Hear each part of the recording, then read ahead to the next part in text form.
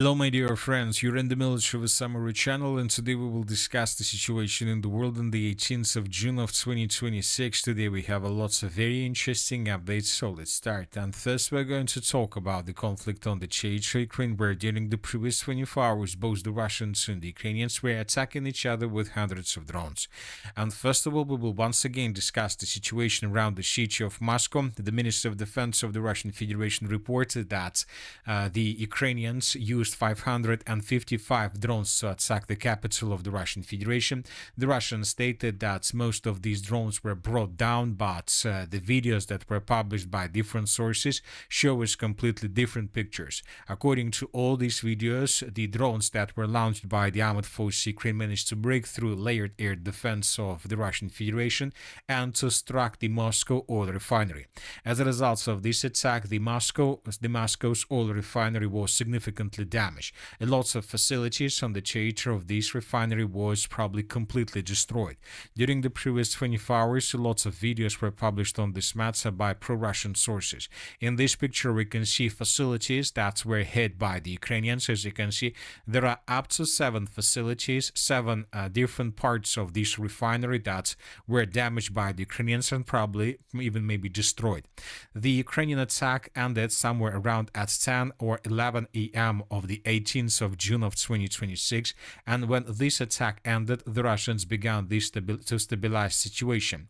During the previous 24 hours, lots of videos were published by pro-Russian sources where we could see how the Russians were using all means, helicopters, fire teams, with the purpose to stabilize the situation and to extinguish the fire. And the sources reported that by the end of the 18th of June of 2026, the Russians managed to extinguish the fire completely and to stabilize the situation. Now, the most important question is whether the Ukrainians are going to attack the city of Moscow once again during the upcoming night. During the previous day, lots of sources reported that the Ukrainians most likely will continue attacking the capital of the Russian Federation, trying to force the president of the Russian Federation to accept demands of the Western countries and of the European leaders. And we don't know for sure whether the Ukrainians are going to carry out this attack or not, but we know for sure that the Russians are going to attack the territory of Ukraine during the upcoming night or during the next 48 hours. The Russians have already finished the necessary preparations. The Russians are going to use strategic aviations, cruise missiles, ballistic missiles, hypersonic missiles, and hundreds of drones. Meanwhile, we start receiving reports that the European countries began announcing about additional military help to Ukraine. Belgium, for example, will deliver 7 additional F-16 fighter jets to Ukraine this year. This is a very important situation. Another important thing is that, for example, Netherlands will send Ukraine 500 million euros in weapons. That was stated by Defense Minister of the state. And we start receiving that more and more countries are announcing about additional military support to Ukraine. We received something similar from the United Kingdom, which means that during the next months, the Ukrainians will receive lots of money for the military purposes. And the European countries are sending weapons to Ukraine based on the videos they receive from the city of Moscow. And if the European countries see more videos of this type from the territory of the Russian Federation, then most likely the European countries will send more weapons to Ukraine with the purpose to attack the territory of the Russian Federation. So as we can see, this is just basically the beginning of summer. This is the beginning of the summer military campaign, but we see that the situation is already very difficult both for Russians and for the Ukrainians. Man føler sig super velkommen. Og jeg har købt rigtig mange biler mange forskellige steder. Det er During the previous 24 hours, the Russians also attacked the territory of Ukraine. The Minister of Defense of Ukraine stated that the Russians used 246 drones and missiles to attack the territory of Ukraine. Lots of explosions were recorded through the city of Kiev. Up to 8 Iskander ballistic missiles were used by Russians, and several cruise missiles of the new type by the name of Banderol. And according to media, according to information we have, the Russians were attacking mainly the city of Poltava Poltava. As a result of attack, the Poltava oil refinery was destroyed. So this facility was destroyed according to fire anomalies that were recorded by NASA. So this facility was damaged, and the Russians reported that they also destroyed another oil depot in the territory of Ukraine. Furthermore, explosions were recorded through different parts of Ukraine. In this video, we can see the settlement of Akhtirka and the 110th object of energy infrastructure. And this infrastructural object, as you can see, was completely destroyed as a result of attack. Furthermore, the Russians attacked the city of Sumy. The sources reported that the Russians attacked another depot, oil depot or fuel depot or ammo depot on the territory of the city. Furthermore, the sources reported that explosions were also recorded through the city of Dnipro. As for the city of Dnipro, this facility, this basically warehouse, was completely destroyed as a result of attack. In this video, we can see first seconds after the Iskander impact, and many other different positions and places were attacked by Russians, but probably nobody was discussing these strikes because we've been receiving all videos, everything from the city of Moscow. Meanwhile, the Russians continue their offensive operation along the line of combat contact, and during the previous 24 hours we received lots of very important updates on this matter.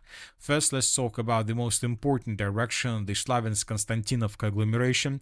As you can see, we have a lot of icons, we have a lot of events from this area, and we have very important ones. The Russians, as a result of clashes, managed to establish complete control over the southern parts of the city of Konstantinovka. Now, currently the Russians control the 81st block, the 92nd block, and the quarter of Metallurg. These are the changes on the ground between the dates. This is the end of the 17th of June of 2026, and this is the end of the 18th of June. The Russians published this video, and here we can see another episode of how Russians were fighting for the settlement of Konstantinovka. And in this video, we can see several episodes how Russians were raising their flag through different parts of the settlement. One of the flags that was raised by Russians was geolocated right exactly at this point. So based on this video, we came to the conclusion that the Russians managed to establish complete control over this part. Probably and very likely there are still pockets of resistance and a small resistance, small pockets from the Ukrainian side, but now these pockets of the Ukrainian resistance have just one task: to escape the cauldron and to get the northern parts of the city. The Russians continue fighting for the settlement. The Minister of Defense of the Russian Federation during the previous 24 hours reported that as a result of clashes, the Russians established control for more than 98 buildings on the territory of the city, and the Russians continue advancing in the northern direction. In coming days, the city of Konstantinovka will fall, and the Russians will begin the battle for the settlement of Alexeyevo-Drushkovka. Another important area is the eastern Sloviansk direction, or the Sloviansk-Siversk direction. During the previous 24 hours, the Russians, as you can see, managed to improve their position significantly as well. This is the end of the 17th of June of 2026. This is the end of the 18th of June of 2026. The Russians, as a result of offensive operation, managed to establish complete control over the settlement by the name of Alexandrovka, and the Russians reported about this with the Minister of Defense of the Russian Federation, and the Russians published this video. This video shows how exactly the Russians were fighting for the settlement. The battle for the settlement of Alexandrovka started several months ago, and during this period of time the Russians were pushing and pushing. Lots of episodes from this video. We can see how the Russians were fighting almost for every single building on the territory of the city of Alexandrovka, and during the last part, during the final part of this video, we can see several episodes how Russians were raising their flags through the settlement of Alexandrovka in different parts. As a result of this video, we managed to geolocate several flags. The Russians raised the flag in the eastern parts of the settlement, the Russians raised 2 flags in the northwestern parts of the settlement, and the Russians raised at least 3 flags through the central part of the city. Based on this video and based on the report that was published by the Minister of Defense of the Russian Federation, we have adjusted the map. The Russians established control over the last citadel before the beginning of the battle for the Sloviansk agglomeration.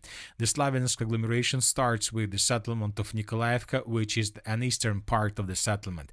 The Russians, most likely in coming days, will begin moving in the northern direction from many directions, and the Russians will try to establish complete control over this big forest, and the Russians will would try to establish complete control over villages along the river of Seversky Donetsk.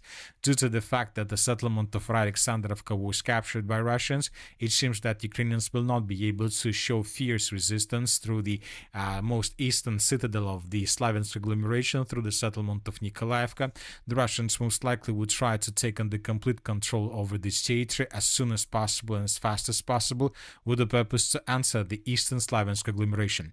It is a very important question for the Russians to begin the battle for the cities of Druzhkovka and Slaviansk. It is very important to show the world, the Western countries and the Ukrainian partners that the Russians are already on the territory of this agglomeration and the main battle has already begun. As of now, the Russians are still 10 or 15 kilometers from this agglomeration, and the Russians would try to shorten the distance in coming days.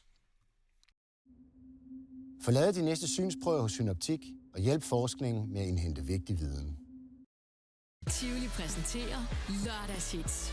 Oplev Cool and the Gang, Lisa Nilsson, Paul Krebs, Birte Kjær og mange flere.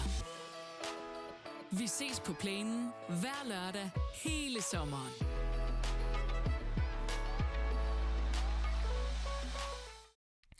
Another important area is the Crimean direction. As we discussed during the previous video, huge number of fire anomalies was recorded along the Ukraine side of the river of Dnipro, which means that these days the Ukrainians have concentrated significant number of forces along this territory, and it seems that the Ukrainians are preparing themselves before the beginning of the Dnipro landing operation with the purpose to cross the river and to establish complete control over the Russian side of the river of Dnipro. At the same time, the Russians see the situation, and these days the Russians were focused on building additional pontoon bridges between Crimea and the Kherson and Zaporozhye regions with the purpose not to allow the Ukrainians to land and to cross the river and to land infantry. This battle may be a very decisive one. The Russians see the situation. The question is whether the Russians are able to hold the lines and not to allow the Ukrainians to take these territories under complete control. Because if it happens, this could be another very big media victory for Zelensky, which will allow Ukraine to receive additional weapons from the Western countries and from NATO organization and from the European Union. As for the northern directions, during the previous day, additional changes on the ground were recorded through the Belый Kolodez direction. Today, the group of forces north stated that the Russians answered the settlement of Ukrainska, and currently there are very heavy clashes for the villages of Losivka and Ukrainska. This is a very important update, which means that the Russians continue outflanking positions of the armed forces of Ukraine on the territory of the settlement of Belый Kolodez, and the Russians are about to attack the settlement from behind. The Russians continue their offensive operation along the river of Volcha with the purpose to establish complete control over the river and to begin offensive operation further in the southern direction towards the settlement of Malый Burluk. The Russians continue offensive operation through the settlement of Kazachye Lopань. During the previous 24 hours, additional videos were published by Russians how they were attacking positions of the armed forces of Ukraine already in the southern parts of the settlement, which means that the Russians are approaching, and the Russians today reported that during the previous 24 hours they managed to approach the settlement of Maiskaya in the Sumy direction. So the Russians continue offensive operation, but it seems that it would be very difficult for Russians to continue advancing along the line of combat contact if the Ukrainians continue attacking deep inside of the territory of Russia using drones, and if the Ukrainians continue attacking oil refineries across the territory of Russia. So the situation is quite complicated. We see that the summer military campaign intensifies, and let's wait and see what is going to happen next. And that's